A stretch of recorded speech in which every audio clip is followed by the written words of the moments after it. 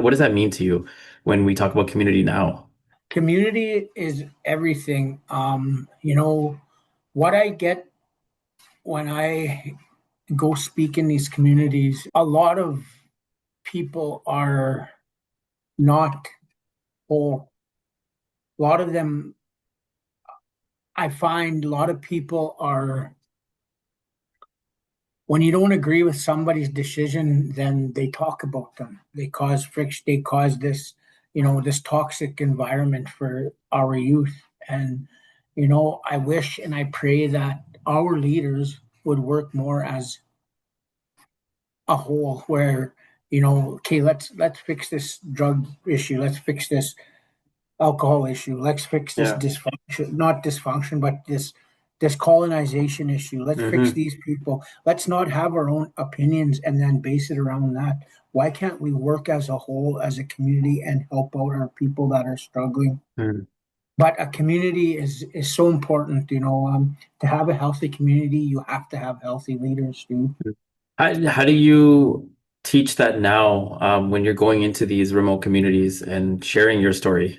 Well, I try say when I speak, when I start speaking, I tell them I'm not trying to tell you guys how to live your lives. I'm just sharing my story. But recently I've been kind of doing sharing circles when I have smaller groups of kids.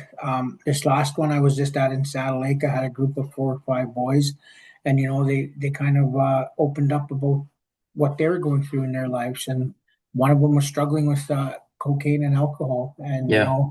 he come to my session twice because I really caught his eye. I really inspired him to, and he opened up to me, and Yeah. some stuff like that makes me know that I'm doing my job. And even when we were in Yeah. Wallace, when I had one young kid come up to me, and he was I triggered him in a good way, Mm. but because he can relate to what I've been through, because he's going through the same thing too, and that's the point of why I go out and share my story. And and with these communities, I try to tell them that we need healthy leaders. It's in a town where you don't have chief and council, it's mayors or whatever. Or if it's but I majority 95% of my communities I go to are Aboriginal. So to me, and I know a lot of people don't like hearing this. A lot of leaders is you got to be sober and clean for your people to be a healthy community. Yeah. How do you find that, like, helping those kids, like even the ones that you're talking about and stuff, how has that improved your own life? And like sharing your story, how has that improved your own life? it it makes me feel like I'm I'm it just touches my heart in so many ways because Yeah. I get a lot of messages on Facebook. I get a lot of messages from people that know me and people that read my TikTok and whatever, and they so much I want to help them because they're hurting so much with Yeah. addiction. But there's so much I can say and do. You got to help yourself if you want to Mhm. change. And I know a lot of people are stuck in that cycle where they don't know how to reach out for help. They're not there yet. Yeah.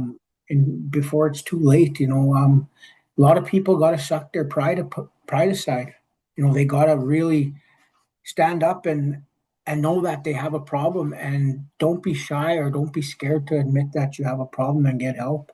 Yeah, no, no, no. You just gave me goosebumps when you were just talking about that, about, wanting to help so many people, but, sometimes not even being able to help as many as you can sometimes, right?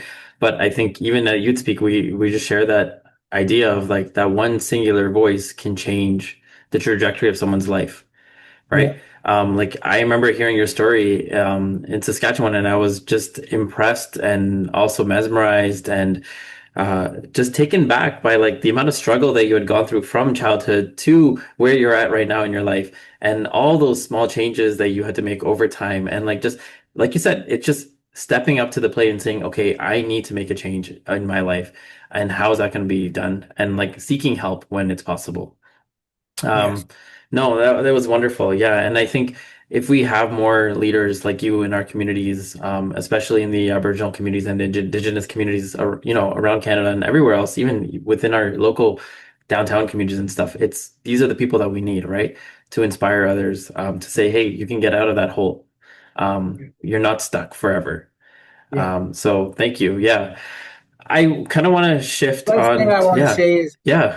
about that leadership. I'm not talking bad about leaders or anything. Yeah. I'm just saying that's just my point of view of what Yeah. I see in all these communities I go to. Yeah. And I've been to a lot of communities all over, Saskatchewan. I'm beginning to go to Alberta Yeah. and I'm Ontario, Yeah. and what I see is that a true leadership's got to be there for their people and their elders and Mhm. their youth, not for themselves.